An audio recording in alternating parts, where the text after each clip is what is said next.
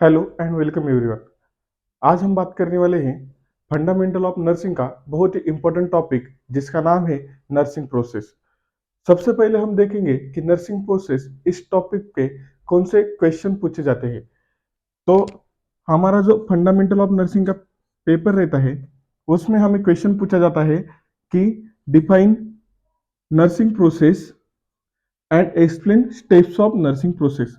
तो यहाँ पे हमें नर्सिंग प्रोसेस की डेफिनेशन पूछी जाती है और उसके बाद में हमें क्या पूछा जाता है कि नर्सिंग प्रोसेस के स्टेप कौन कौन से हैं। सबसे पहले हम देखेंगे नर्सिंग प्रोसेस आखिर होता क्या है। तो नर्सिंग प्रोसेस ये एक प्रोसेस रहता है जहाँ पे हम systematic scientific and patient centre approach रखते हैं। कौन रखता है? नर्स रखती है। क्या? Systematic scientific and patient centre approach, जिसमें हम क्या करते हैं, जो इफेक्टिव केयर है पेशेंट को हम क्या करते हैं, इफेक्टिव केयर प्रोवाइड करने के लिए हम systematic scientific and patient centre approach रखते हैं। उसे क्या बोलते हैं? नर्सिंग प्रोसेस बोला जाता है। अगर बात करूं नर्सिंग प्रोसेस, ये जो टर्म है ये एक लेडी थी जिनका नाम था लाइडिया हॉल। एक लेडी थी जिनका नाम था लाइडिया हॉल। उन्होंने 1955 में हमें नर्सिंग प्रोसेस यह टर्मिनोलॉजी कॉइन करके दी। एक लेडी थी, वो हॉल में बैठी थी, उसको कुछ काम नहीं सूझ रहा था। एक लेडी थी, वो हॉल में बैठी थी, उसको कुछ काम नहीं सूझ रहा था। तो उसने बैठे बैठे क्या किया, एक टर्म ढूंढ निकाली और उस टर्म को उसने क्या नाम दिया? नर्सिंग प्रोसेस नाम दिया। और जिसे हम हमारे पूरे नर्सिंग करियर में यूज करते हैं, किसके लिए? To provide effective nursing care to the patient. Nursing process को क्यों क्यों यूज किया जाता है? तो जो हमारे पेशेंट है उसको इफेक्टिव केयर देने के लिए हम नर्सिंग प्रोसेस का इस्तेमाल करते हैं।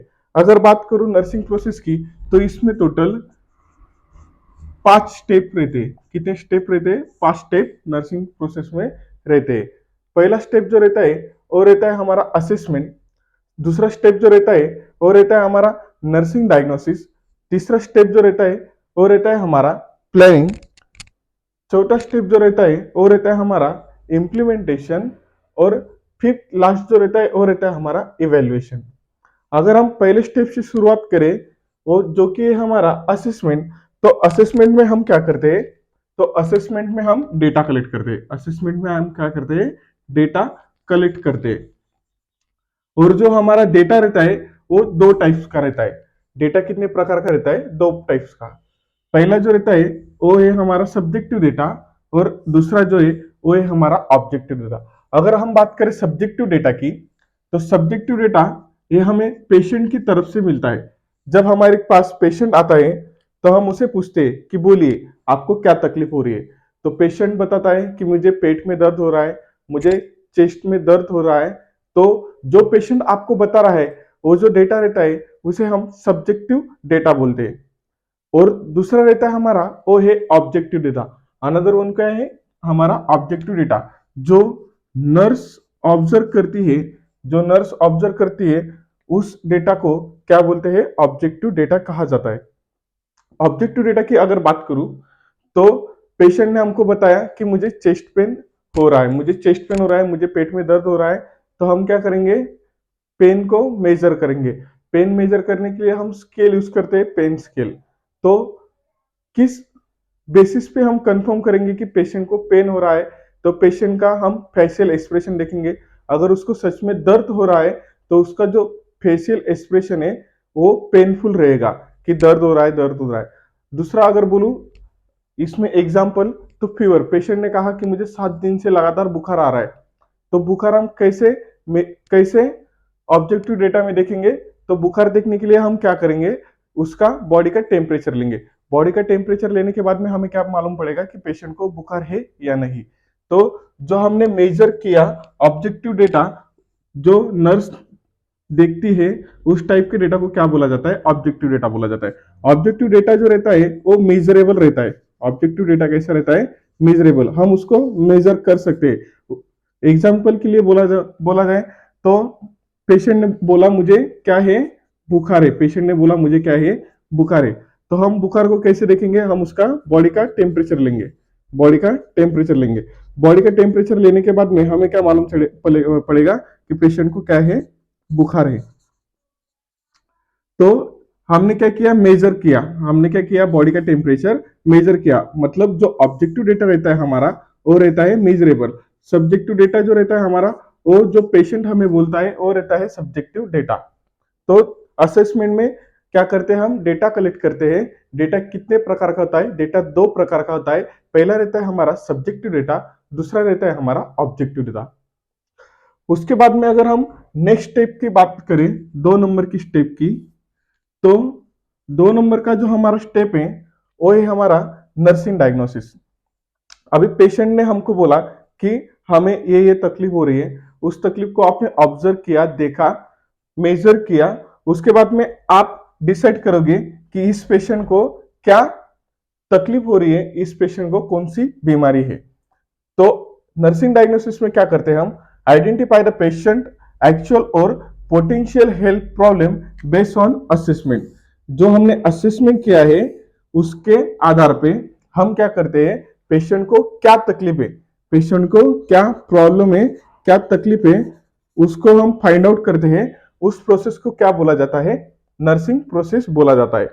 हम क्या करते हैं नर्सिंग डायग्नोसिस में, नर्सिंग डायग्नोसिस में हम पेशेंट को जो प्रॉब्लम है उसको आइडेंटिफाई करते हैं। पेशेंट को जो प्रॉब्लम है वो हम आइडेंटिफाई करते हैं based on patient problem identified based on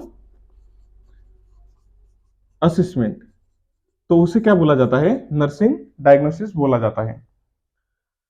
third step की अगर मैं बात करूं तो थर्ड स्टेप जो है हमारा वो है हमारा प्लानिंग। थर्ड स्टेप कौन सा है हमारा, थर्ड स्टेप हमारा प्लानिंग का है। तो प्लानिंग में हम क्या करते हैं, स्मार्ट निमोनिक का यूज करते हैं। कौन सा निमोनिक, स्मार्ट।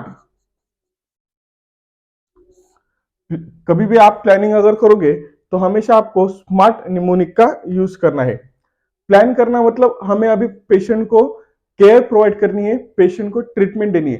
तो फॉर एग्जांपल अगर बोला जाए पेशेंट को बुखार है तो हम क्या करेंगे, बुखार कम करने के लिए हम उसको स्पंज बाथ देंगे, बुखार कम करने के लिए हम उसको एंटीपायरेटिक मेडिसिन जैसे कि पैरासीटामोल है वो देंगे। तो ये जो प्रोसेस हुआ वो प्लानिंग के अंतर्गत आता है। और प्लानिंग को हम कैसे याद रखते हैं, तो स्मार्ट निमोनिक से हम प्लानिंग को याद रखते हैं।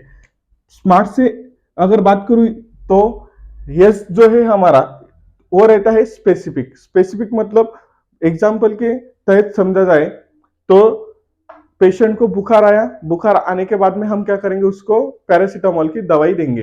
तो ये क्या हुआ, स्पेसिफिक, बुखार के ऊपर पैरासीटामोल की दवा, ये क्या हुई स्पेसिफिक केयर हुई। उसके बाद में मेजरेबल मतलब क्या, बुखार आया तो हम एक एक घंटे बाद या फिर हाफ हाफ घंटे बाद उसका क्या करेंगे, बॉडी का टेम्परेचर मेजर करेंगे। अचीवेबल तो जो हमारी प्लानिंग है वो प्लानिंग ऐसी होनी चाहिए जो हम परफॉर्म कर सकते हैं, पेशेंट के ऊपर कर सकते हैं, परफॉर्म कर सकते हैं, वैसी प्लानिंग होनी चाहिए। बुखार आया तो हम पैरासीटामोल की दवाई दे सकते हैं, लेकिन अगर किसी पेशेंट को कुछ अनदर तकलीफ हो रही है या फिर सर्जरी की जरूरत है तो हम उसे इमरजेंसी में सर्जरी कर सकते हैं क्या, नहीं, तो हम वो अचीव नहीं कर सकते। तो प्लानिंग कैसी होनी चाहिए, अचीवेबल, जो हम परफॉर्म पेशेंट के ऊपर कर सकते हैं उस हिसाब से हमारी प्लानिंग होनी चाहिए। उसके बाद में आता है रिलीवेंट और टी से आता है टाइम आउट। टाइम आउट के बारे में अगर बोला जाए